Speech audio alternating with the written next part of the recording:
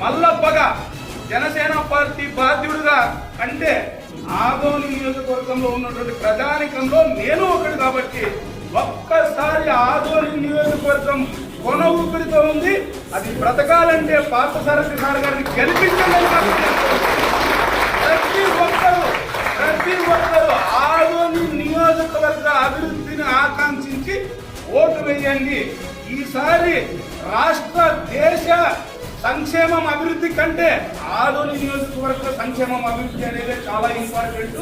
ప్రతి ఒక్క మహిళలు ప్రతి ఒక్కరు కూడా ఆదోని నియోజకవర్గ అభివృద్ధినే మీరు ఆకాంక్షించి ఈసారి కమలం గుర్తుకు ఓటేసి పార్థసారథి గారిని అత్యధిక మెజారిటీతో గెలిపించాలని నేను మిమ్మల్ని అందరినీ కోరుకుంటూ, తప్పకుండా జనసేన పార్టీగా మేము కూడా తెలుగుదేశం పార్టీ బీజేపీతో కలిసి ఈ యుద్ధానికి